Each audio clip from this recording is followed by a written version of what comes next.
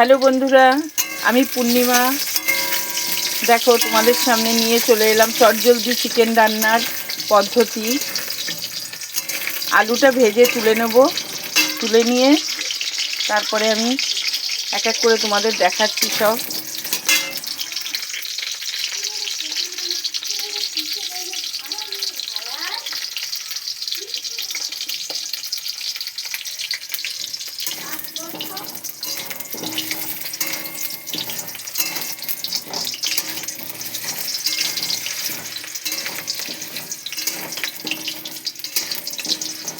আলুটা ভাজা হচ্ছে, দেখো চিকেনটা আমি দেখো এই যে পরিমাণ মতন নুন দেব, পরিমাণ মতন নুন আর পরিমাণ মতন হলুদ দেব।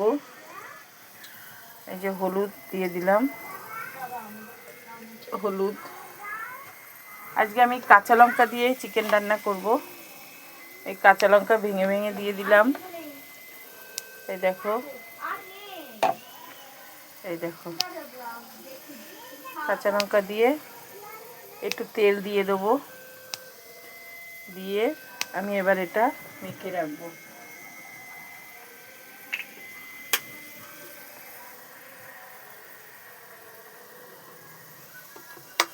অল্প করে তেল দিলাম, একদম কম তেল দিয়ে মেখে রাখলাম।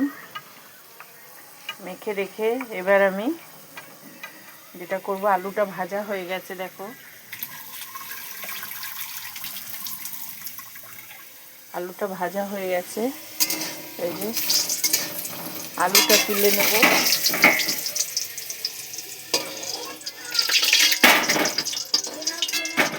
এবার আমি দিয়ে দেবো পেঁয়াজ আর টমেটো তেলে।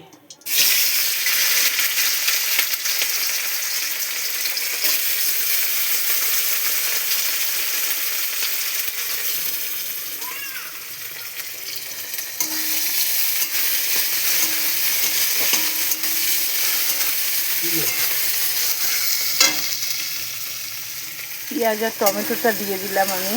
দিয়ে এবার আমি মশলাটা করে রেখেছি, দেখো আমি বেটে রান্না করি।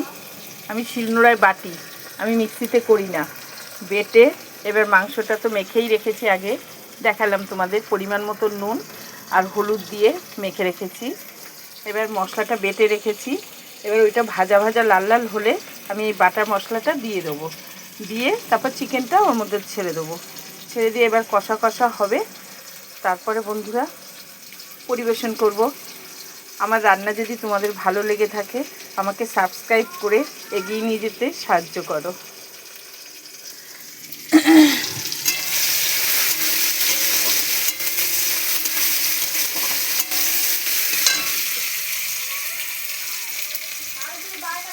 তোমরা পাশে না থাকলে তো আমি এগোতে পারবো না বন্ধুরা। আমাকে একটু সাবস্ক্রাইব করো, লাইক করো, কমেন্ট করো। আমার পাশে থেকে তোমরা আমাকে একটু এগিয়ে যেতে সাহায্য করো।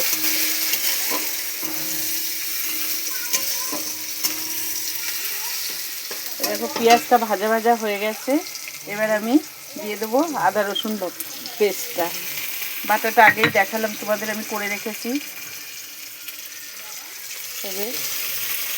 এটা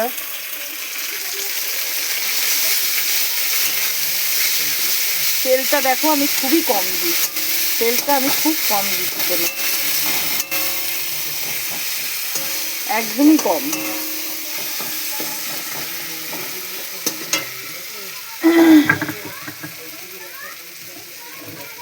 আমি সবসময় শিলনোড়ায় বেটেই রান্না করি, জানো তো।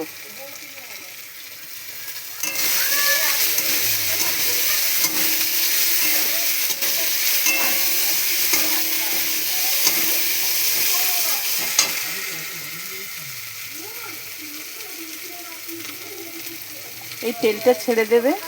তেলটা দেখছো আমি খুবই কম দিয়েছি। আমি এরকম কম তেলেই রান্না করি, কিন্তু চিকেনে না বলে সবাই তেল ছাড়ে, সেটা আমি বুঝতে। মাখাতে সামান্য একটু তেল দিয়েছি আর কড়াইতেও সামান্য তেল দিয়ে আমি এটা করছি। সুস্বাদু চিকেন খেতে দারুণ হবে এটা, দেখো তোমরা একদিন করে। এই চিকেনটা দিয়ে দিলাম।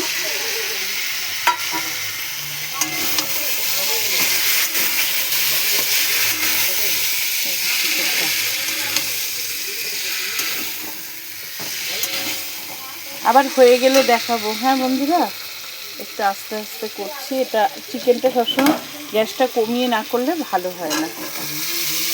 ঢাকা দিয়ে দিলাম।